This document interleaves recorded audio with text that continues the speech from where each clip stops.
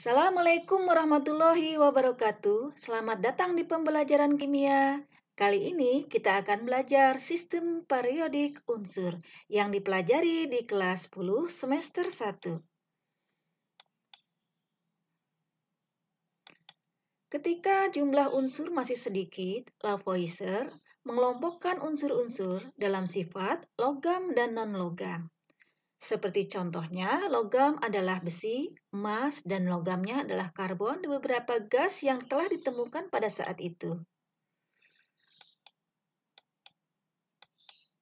Sistem periodik unsur memiliki perkembangan yang disusun. Mula-mula pengelompokannya adalah logam dan non-logam, kemudian pengelompokan oleh de Bruiner yang dikenal dengan triad de Bruiner, kemudian teori oktav Newland, berikutnya sistem periodik Mendeleev, dan sistem periodik modern yang kita pakai sampai saat ini. Yang pertama adalah de Bruiner. 1829 Johann Wolfgang de Bruiner menyatakan sifat keperiodikan unsur didasarkan oleh kenaikan massa atomnya, yang dikenal dengan triad de Bruiner.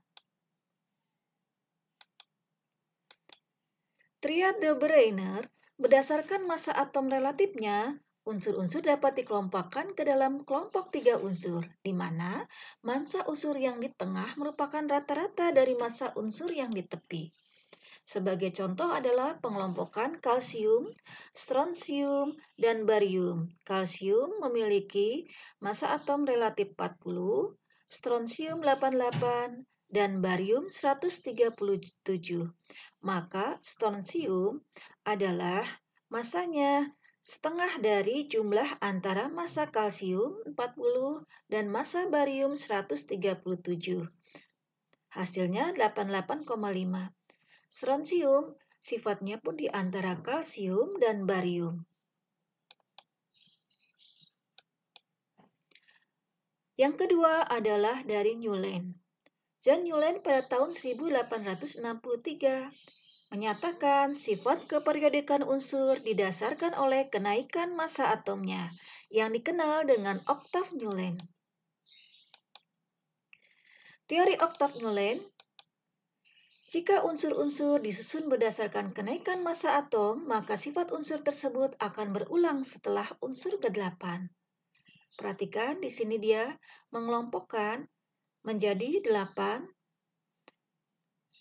sedangkan sifat-sifatnya akan berulang setelah unsur yang ke-8. Sehingga unsur pertama mirip dengan unsur ke-9 dan seterusnya. Berikutnya adalah pengelompokan dari Mendeleev. Dmitri Ivanovich Mendeleev pada tahun 1869 menyatakan sifat keperiodikan unsur didasarkan oleh kenaikan massa atomnya dan sifat-sifatnya. Unsur-unsur disusun 12 baris mendatar yang kita sebut dengan periode berdasarkan kenaikan massa atom dan 8 kolom tegak yang disebut dengan golongan berdasarkan kemiripan sifatnya. Mendeleev masih menyiapkan tempat kosong dengan keyakinan bahwa unsur-unsur itu belum ditemukan, tapi sifatnya sudah dapat diprediksi. Sistem periodik Mendeleev adalah seperti ini.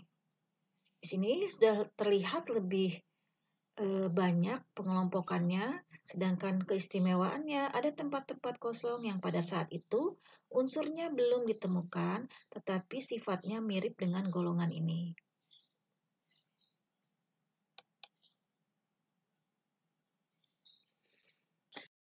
Yang keempat adalah sistem periodik dari Moseley. 1913 Henry Moseley menyatakan bahwa sifat keperiodikan unsur didasarkan oleh kenaikan nomor atomnya, bukan kenaikan massa atomnya. Dikenal dengan sistem periodik modern yang kita pakai sampai kini.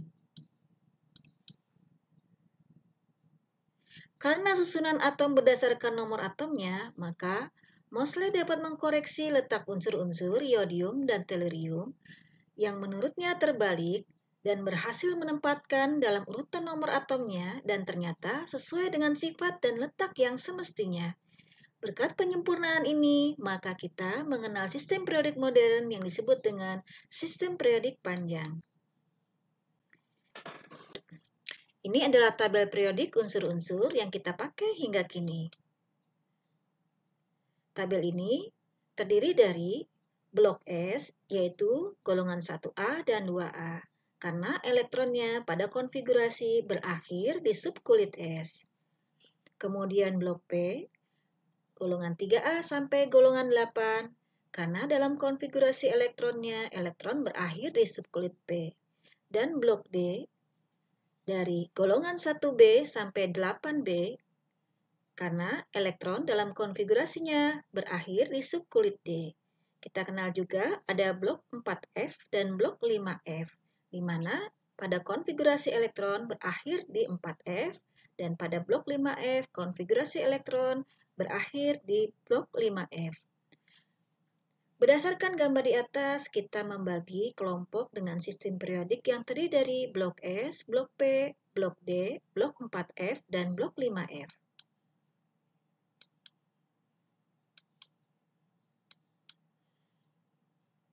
Penentuan periode dan golongan.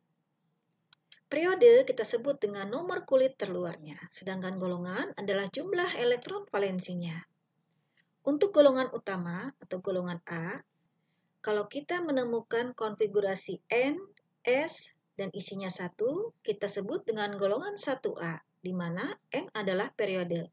NS2, 2A, NS2, NP1, 3A, NS2, NP2, 4A, NS2, NP3, 5A, dan seterusnya. Tinggal kamu jumlahkan. Pada subkulit S ditambah dengan subkulit P adalah elektron valensinya.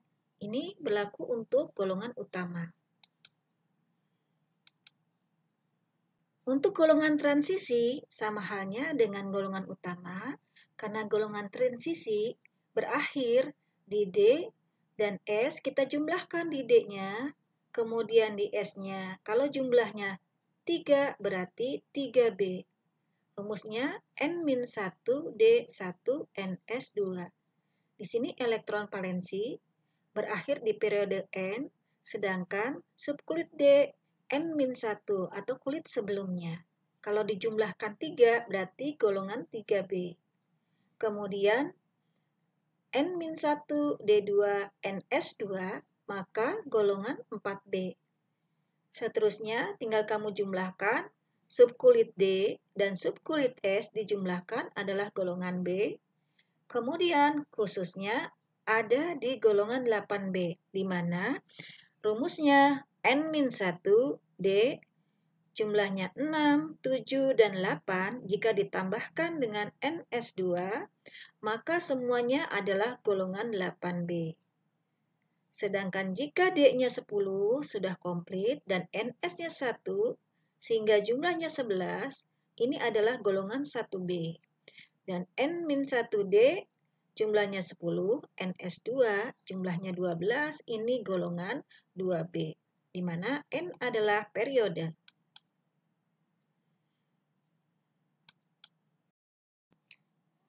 Contoh soal golongan A terdiri dari blok S dan blok P. Contohnya, Mg yang memiliki nomor atom 12, konfigurasinya 1s2, 2s2, 2p6, 3s2, atau Ne3s2.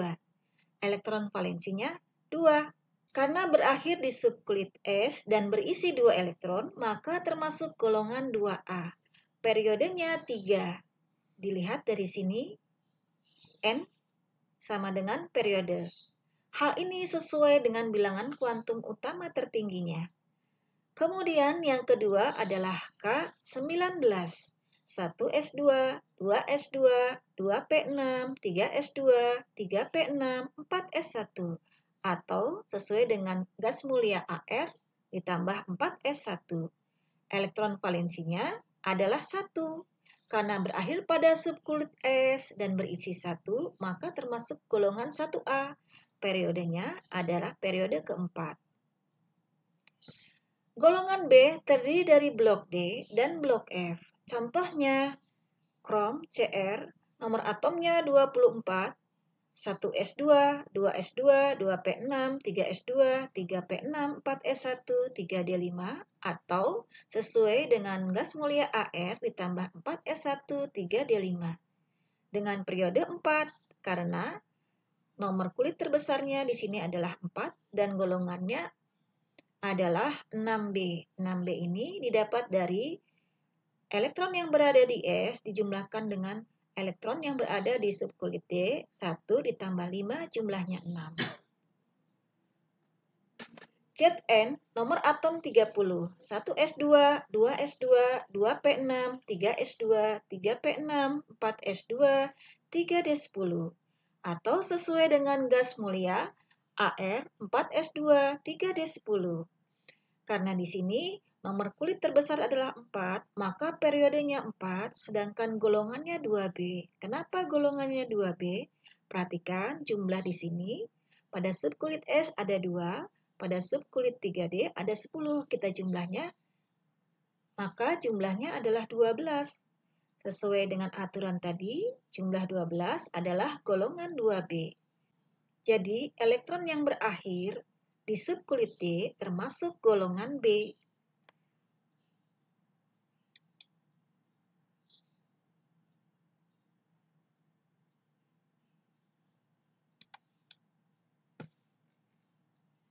Nah, setelah kamu mempelajari bagaimana cara menentukan golongan dan periode, mari kita berlatih mengkonfigurasikan.